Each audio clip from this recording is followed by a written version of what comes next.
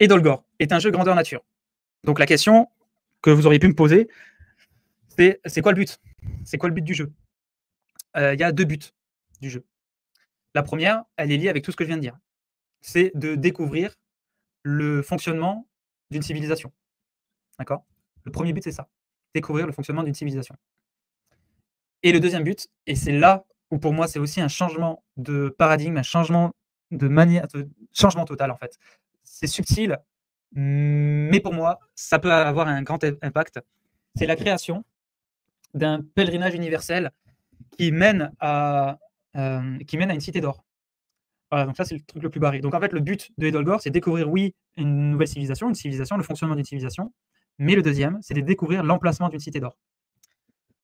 Donc, ce qui inclut créer une cité d'or, à moins qu'elle existe véritablement. Mais c'est important. Alors, c'est important. Faut que je m'arrête sur ça quand même, c'est important. Ça paraît loufoque comme ça paraît complètement taré et inutile, peut-être même, pour certains. À quoi ça sert de créer une cité d'or, etc. Dans Autre, au centre, hop, c'est où mon curseur? Dans Autre, au centre, vous avez le truc vert là. Ce truc vert, c'est l'une des familles, c'est la famille du cœur. La famille du cœur, ce sont des gens qui ont une autorité naturelle. Ils ont une autorité naturelle, ça veut dire quoi? Ça veut dire que quand ils parlent, on les écoute. S'ils ont une autorité naturelle, ils n'ont pas besoin d'avoir une autorité décisionnelle. C'est-à-dire qu'ils ne prennent pas de décision. Ils sont juste là à écouter et à dire ce qu'ils pensent. Ils ont une sagesse qui fait qu'ils ont une autorité naturelle. D'où vient cette sagesse? D'où vient cette autorité naturelle? Elle vient du fait que là, vous voyez qu'il y a 9 étages. Elle vient du fait qu'ils ont expérimenté les 9 étages. Ils ont une expérience significative dans chacun des étages. Et ils ont observé ces étages-là. Ils ont fait un compte-rendu de ce qui se passait à chacun des étages. Et ce compte-rendu a été validé par chaque habitant de chaque étage. Vous voyez ce que ça veut dire? Ça veut dire qu'au centre de ce modèle de société, il y a des sages qui ont un pouvoir naturel et qui ont été validés à tous les étages de leur bonne compréhension du fonctionnement de chacun des étages. Okay. Aujourd'hui, comment ça fonctionne? Les hommes politiques font l'ENA et c'est tout. Ils font une école et c'est tout. Ils n'ont aucune expérience. Ils n'ont jamais travaillé dans une association. Ils n'ont jamais travaillé en entreprise. Ils n'ont jamais eu la difficulté des entreprises ou des associations. Enfin, voilà, ils ne connaissent pas le monde, en fait. Ils ne connaissent pas la réelle société.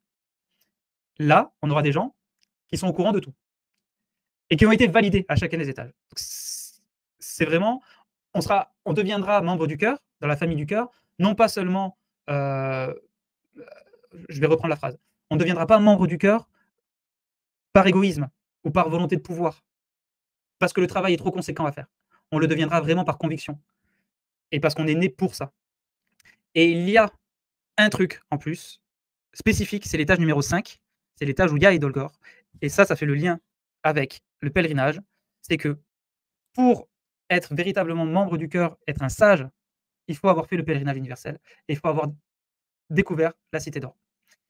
Qu'est-ce que ça veut dire?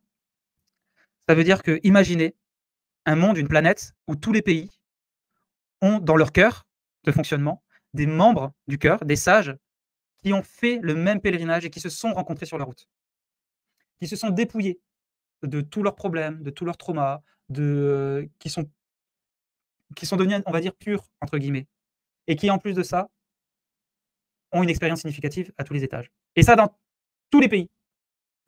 Vous comprenez bien que quand ça se passe, la guerre n'est pas possible.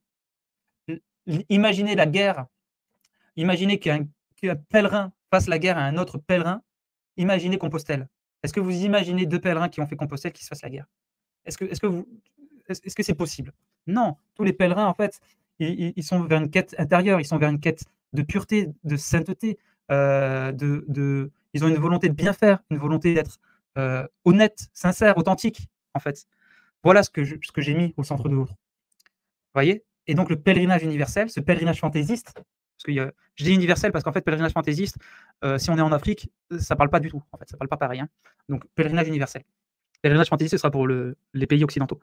Donc imaginez en fait la puissance de se dire qu'il y a un pèlerinage universel à faire, que les sages de notre société ont fait ce pèlerinage et qu'en plus de ça, tous les pays du monde ont collectivement voulu donner une partie de leur or pour construire une cité d'or. Un bien commun universel. C'est une action de ouf. C'est une action de ouf. C'est pour moi une vision où les pays auront mis de l'or pour le même projet. Au-delà de la beauté de créer une cité d'or, en fait. Hein. Voilà, les artistes, les artisans, les compagnons du devoir, tous ces gens-là, là, mais c'est magnifique. À une époque, on construisait des cathédrales. Au XXIe siècle, on construit des gratte-ciels qui sont ultra moches, mais en fait, on construira une cité d'or. Voilà, voilà, je vous le dis. Je vous le dis. On construira, on bâtira une cité d'or. Voilà, parce que ça a du sens. C'est pas juste un truc, une idée qui sert à rien. C'est une idée ultra utile en fait, qui sert à un projet commun. Voilà. Donc, j'en finis sur ça. Voilà.